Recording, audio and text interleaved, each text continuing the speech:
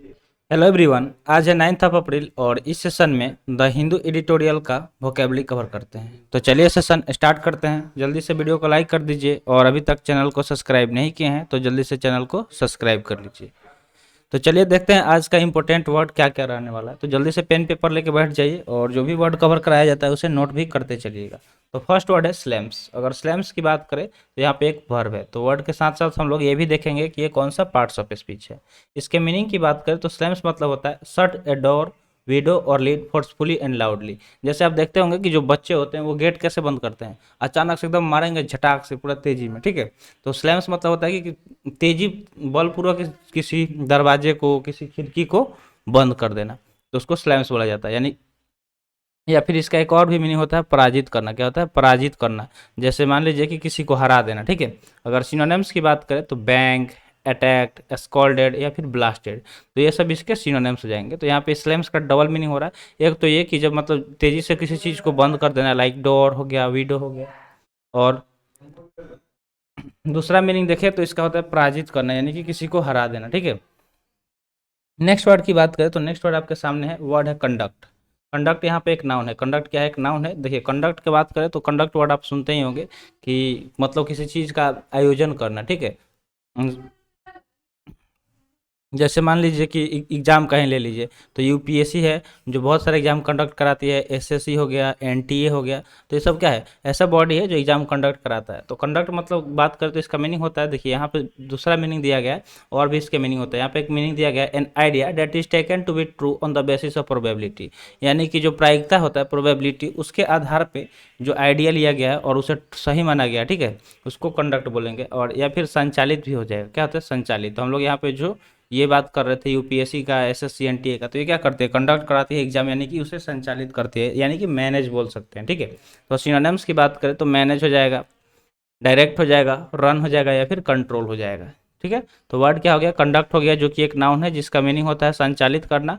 Manage, direct, run या फिर control इसके सिनोनिम्स हो जाएंगे। जैसे आप यहाँ पे पिक्चर में भी देख सकते हैं। तो पिक्चर में क्या दिखाया गया? यहाँ पे कोई डिबेट, क्या हुआ? डिबेट, आप जानते हैं डिबेट यहाँ पे कंडक्ट कराया गया है, दो लोगों के बीच में यहाँ पे क्या हो रहा है? डिबेट हो रहा है, ठीक है। तो कंडक्ट मतलब संचालित होना। नेक्स्ट वर्ड की बात करें तो नेक्स्ट वर्ड है प्लीडेड, जो कि एक वर्ब है। प्लीडेड क्या है? एक वर्ब है जिसका मीनिंग होता है the action of making an emotional और अर्न्स भी अपील टू समवन, यानी कि बहुत इमोशनल अपील करना किसी से, ठीक है। तो प्लीडेड मतलब होता है कि प्रार्थना करना किसी से। क्या करना? प्रार्थना करना, ठीक है, प्रार्थना करना। इसको करना कर लीजिए, प्रार्थना करना इसका हिंदी मीनिंग हो जाएगा। और सिनोनिम्स की बात करें तो बेग, बेग मतलब क्या होता है? किसी से दया का भीख मांगना, ठीक है। एंट्रेट, बिसीच या फिर इम्प्लोर, तो ये सब इसके सिनोनिम्स हो जाएंगे। जैसे आप यहाँ पे पिक्चर में देख सकते हैं, ठीक है, कि ये जो जिस पिक्चर दिखाया गया है किसका? एक लड़के का, जो क्या कर रहा है, यहाँ पे देखिए ये लड़का है जो क्या कर रहा है? अपना सर झुका के दया का भीख मांग रहा है या कुछ कर रहा है, ठीक है। यहाँ पे पिक्चर में देख सकते हैं। तो आई होप आपको प्लीडेड वर्ड समझ में आ गया होगा, जिसका मीनिंग होता है प्रार्थना करना। बेग, इंट्रीट, ब्रीच या इम्प्लोर इसके सिनोनिम्स हो जाएंगे। अगला वर्ड है कमिटेड, जो कि एक वर्ब है। कमिटेड क्या है? एक वर्ब की तरह काम कर रहा है, जिसका मीनिंग होता है द स्टेट और quality of being dedicated to a cause, activity etcetera. यानी कि मतलब कोई क्रियाकलाप हो गया, उसके लिए जो चीज़, मतलब ऐसी अवस्था जिसमें आप डेडिकेट कर रहे हैं उस चीज़ को, तो उसको कमिटेड बोला जाता है। यानी कि प्रतिबद्धता इसका हिंदी मीनिंग हो जाएगा। क्या हो जाएगा? प्रतिबद्धता। सिनोनिम्स की बात करें तो इंगेजमेंट, गारंटी, नीड या फिर प्लेज, ये सब इसके सिनोनिम्स जाएंगे, ठीक है। इंगेजमेंट, गारंटी, नीड या फिर प्लेज इसके सिनोनिम्स जाएंगे, ठीक है। तो जल्दी से इसको नोट करते चलिए और साथ में पिक्चर भी देखते रहिएगा, क्योंकि पिक्चर काफ़ी यहाँ पे रिलेवेंट दिखाया जाता है, ताकि आप वर्ड को आसानी से याद कर पाएँ। नेक्स्ट वर्ड है एलाइज। एलाइज वर्ड आजकल काफ़ी ज़्यादा रिपीट हो रहा है, ठीक है। तो एलाइज की अगर बात करें तो इसका मीनिंग होता है state of formally cooperating with another for a military और अदर पर्पस, यानी कि ऐसी अवस्था जिसमें आप किसी के साथ कोऑपरेट कर रहे हैं, ठीक है, मिल के कोई काम कर रहे हैं किसी दूसरे के साथ। मान लीजिए कि किसी मिलिट्री के साथ किसी खास पर्पज़ के लिए, तो उसको एलाइज बोला जाएगा। जैसे मान लीजिए कि कोई एक्सरसाइज ही आप कर रहे हैं, ठीक है। क्या कर रहे हैं? एक्सरसाइज होता है कि जैसे आर्मी के, नेवी के और एयरफोर्स के बीच में हमेशा एक्सरसाइज होते रहता है, तो वो क्या होता है? एक साथ मिलकर करते हैं, तो उसको एलाइज बोल सकते हैं। या फिर कोई ऐसा, जैसे मान लीजिए कि कोई नेचुरल डिजास्टर आ गया, तो वहाँ पे अगर अलग अलग देश के दो तीन देश के मिलिट्री जाके उसको मतलब उस चीज़ से लोगों को बचा रहे हैं, नेचुरल डिजास्टर लाइक भूकंप हो गया, अर्थक्वेक वगैरह, तो उससे बचा रहे हैं, तो उसको एलाइज बोलेंगे, ठीक है। यानी कि मित्र राष्ट्र, तो एलाइज मतलब होता है मित्र राष्ट्र। अगर इसके सिनोनिम्स की हम बात करें तो एसोसिएट, कलीग, फ्रेंड या फिर पार्टनर हो जाएगा, ठीक है। तो एसोसिएट, कलीग, फ्रेंड या पार्टनर इसके क्या हो जाएंगे, सिनोनिम्स हो जाएंगे, किसके, तो एलाइज के। जैसे आप यहाँ पे पिक्चर में देख सकते हैं, अलग अलग देश का यहाँ पे फ्लैग दिखाया गया है और अलग अलग देश के यहाँ पे आर्मीज है, यानी कि ये किसी एक मिशन को अंजाम देने वाले हैं साथ में मिलके। अब यहाँ पे होमवर्क का बात कर लेते हैं, तो होमवर्क में यही बोलते हैं कि जो भी वर्ड यहाँ पे कवर कराया जाता है कोशिश कीजिए इससे सेंटेंस बनाने का, ठीक है। अगर वर्ड से आप सेंटेंस बनाना सीख गए तो वो वर्ड आपको हमेशा के लिए याद हो जाएगा, तो ये काम कोशिश कीजिए। और लास्ट में आपको क्या करना है कि कमेंट सेक्शन में जितना भी आप कमेंट सेंटेंस बनाते हैं उसे कमेंट कर देंगे। तो जरूर से होमवर्क कीजिएगा अगर आप सिंसियर है अपने गोल को लेके। तो चलिए आगे देखते हैं। नेक्स्ट वर्ड है नॉमिनेशन। तो नॉमिनेशन के लास्ट में आप आईयूएन देख रहे होंगे, तो जब भी वर्ड के लास्ट में आईयूएन मिले वो वर्ड क्या हो जाता है, नाउन हो जाता है। तो नॉमिनेशन यहाँ पे एक नाउन की तरह काम कर रहा है, यहाँ पे वर्ब नहीं होगा, ठीक है, नाउन हो जाएगा, ठीक है। तो अगर इसके मीनिंग की बात करें तो इसका मीनिंग हो जाएगा पर्पज और formally enter as a candidate for election और फॉर एन ऑनर और अवार्ड। यानी कि देखिए, जैसे नॉमिनेशन की सिंपली बात करें तो किसी को मनोनीत कर देना, किसी का नाम दे देना, ठीक है। जैसे मान लीजिए कि प्राइज़ देना है तो उसमें नाम पहले चूज किया जाएगा ना कि किस लड़के को प्राइज़ देना है। जैसे मान लीजिए क्लास टॉपर को देना है, जितने भी क्लास टॉपर हैं, जैसे मान लीजिए स्कूल में प्राइज़ देने दिया जाएगा किस दिन, 26 जनवरी के दिन। तो क्या होगा कि टीचर मतलब जो प्रिंसिपल हैं या डायरेक्टर है वो पूछेंगे क्लास टीचर से कि अपने अपने क्लास के जो मतलब आपके क्लास का जो क्लास टॉपर लड़का है उसका लिस्ट लेके आइए। तो क्या करेंगे, वो नाम देंगे सबका और उसे क्या किया जाएगा, प्राइज़ दिया जाएगा।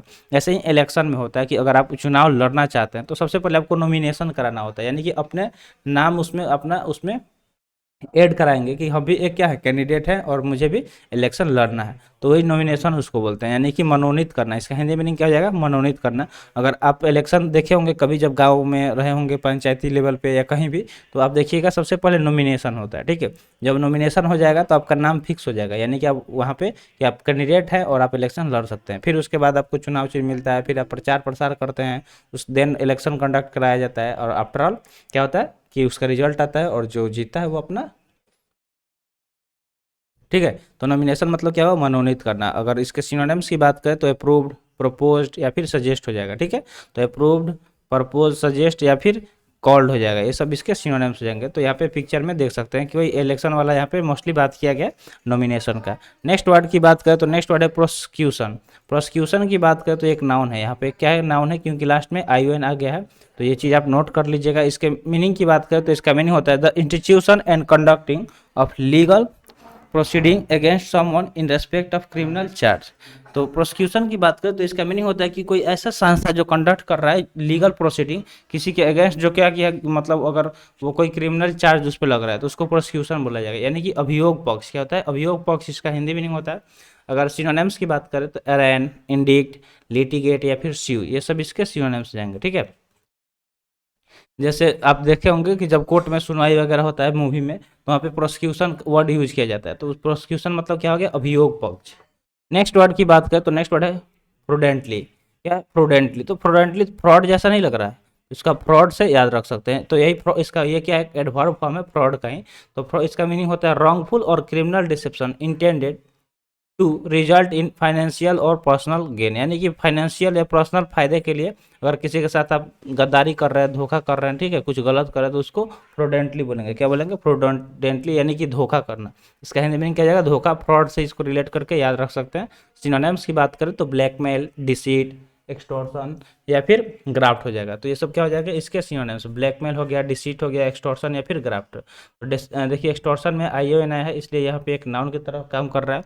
और यहाँ पे देखिए आप देख सकते हैं कि पिक्चर में फ्रॉड, मान लीजिए कि ये लोग फ्रॉड करते हैं ना, आजकल साइबर फ्रॉड काफ़ी ज़्यादा हो रहा है कि लोगों को उल्लू बना दिया जा रहा है। जैसे अभी देखिए जो साइबर वाले होते हैं, जो फ्रॉड करते हैं, जो साइबर क्रिमिनल होते हैं, वो किस तरह करते हैं। लेटेस्ट अगर कोई चीज़ न्यूज़ में चल रहा है, लाइक अगर आपको अभी बता दें तो अभी इस चीज़ पे बहुत ज़्यादा फ्रॉड हुआ है कि जब मतलब गवर्नमेंट ने अलाउ कर दिया पैन और आधार को लिंक कराना है, ठीक है, पैन आधार को लिंक कराना है, तो इस चीज़ पे बहुत ज़्यादा फ्रॉड चला कि मान लीजिए कि वो लोग आपके अकाउंट से कुछ ट्रांजैक्शन कर देंगे और बोलेंगे कि आपके नंबर पे ओटीपी गया है।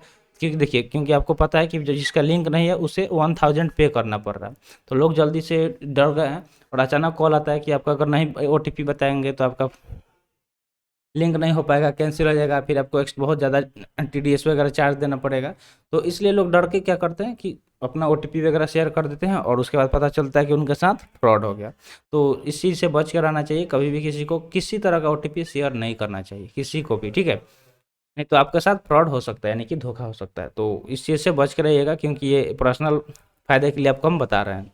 नेक्स्ट वर्ड की बात करें तो नेक्स्ट वर्ड है सिम्ड। सिम्ड यहाँ पे एक वर्ब है जिसका मीनिंग होता है give the impression of being something और हैविंग ए पार्टिकुलर क्वालिटी।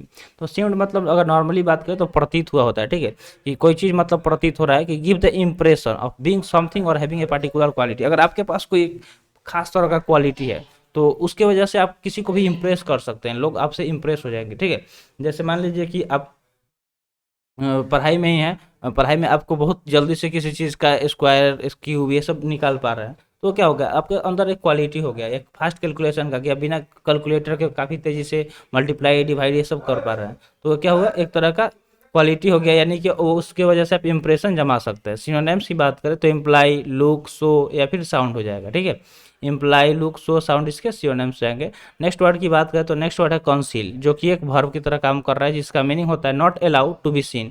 मतलब कोई चीज़ जो मतलब अनुमति नहीं है उसे देखने के लिए, उसको कंसील बोलेंगे, यानी कि छिपाना। कोई चीज़ जो कंसील किया गया हो, छुपाया गया हो। इसका अगर एंटोनिम देखें तो रिवील आप सुने होंगे, ठीक है, REVEL, ठीक है। रिवील, रिवील मतलब किसी चीज़ को क्या होता है, जो सीक्रेट है उसे बता देना। तो ये इसका एंटोनिम्स हो जाता है, ठीक है। तो ये चीज़ आप ध्यान में रखिएगा, हम एंटोनिम्स बताए। तो कंसील, रिवील थोड़ा सा सिमिलर होता है, तो इसमें कन्फ्यूजन होता है, इसलिए हम बता दिए, ठीक है।